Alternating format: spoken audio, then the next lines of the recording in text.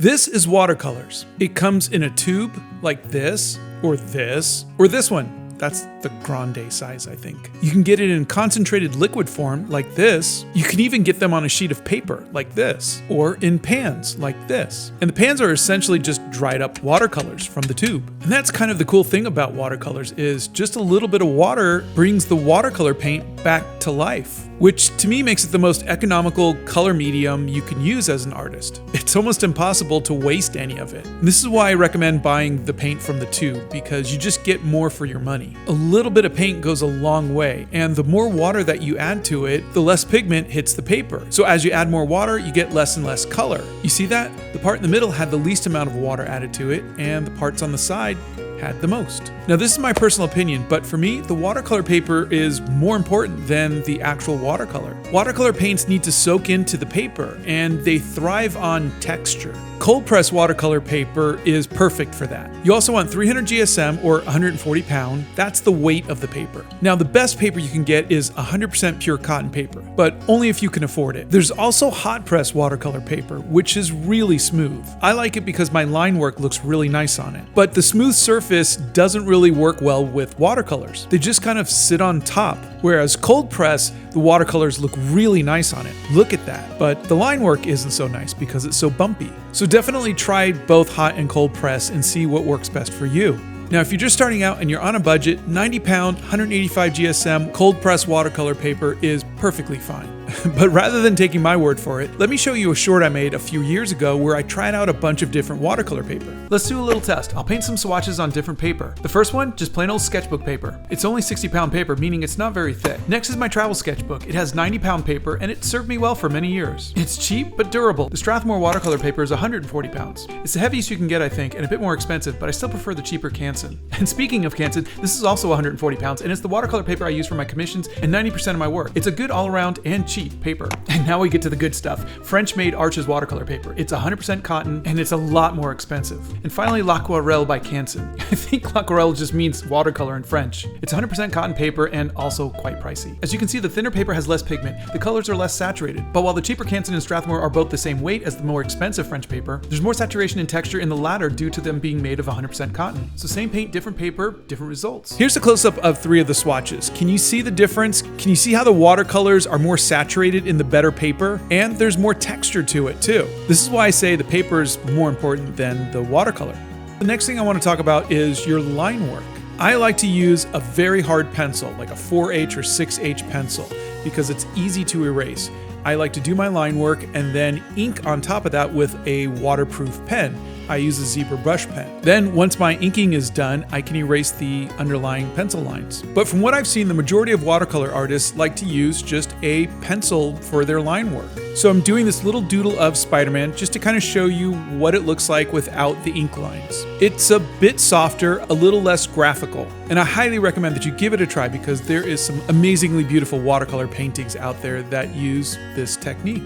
So back to my technique, because this is literally everything I know about watercolors. I'm using a hard lead, which is a 4H or even a 6H lead, which leaves a very light pencil line and it's really easy to erase. Watercolors are very sensitive, so you don't want to ruin the paper by doing a lot of erasing. So figure out what you're going to do first on another sheet of paper if you have to. I recommend tracing or projecting your drawing onto the final watercolor paper so that way you can transfer your art easily to the watercolor paper. So for the inking, you have your choice of a few different pens that are waterproof. And the reason why you want your pens to be waterproof is because, well, you're going to be adding watercolor on top of it. The first part of watercolor is what? Water. So you want to make sure that your ink doesn't run when you add the watercolor paints on top of it. I like the zebra brush pens. They're cheap and I like the feel of them. And the reason why I do my inking first is because for me, it's like I'm making my own little coloring page. It's a guide for me. It gives me a little bit of control in a medium that is very chaotic. And watercolors are chaotic. They will just do whatever the heck they want to do. And in my opinion, the best thing you could do is to let watercolors be watercolors. Just let them be chaotic.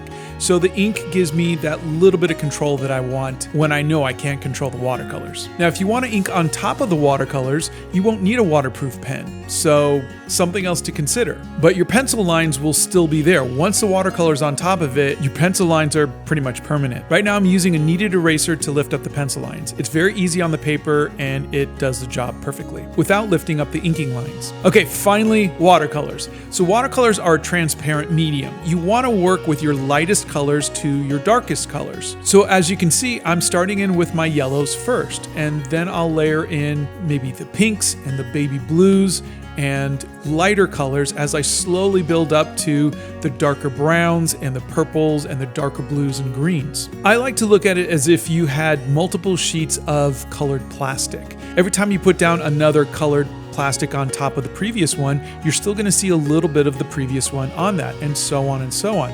So you want to be very careful where you lay your colors down. You're building up your colors, you're stacking them on top of each other. Also, what you're seeing here is a wet on dry technique, which means I'm putting the paint down wet, obviously, and then I'm drying it completely. And you can see that I'm using a blow dryer to do that. That's just speeding up the process. You can always just wait if you want to. And for those of you asking, the blow dryer is set to high and hot. So the reason why I like the wet on dry technique is because I can get very sharp graphical shapes of color, like you're seeing in his face. That is purely a stylistic choice. It's something that I personally like.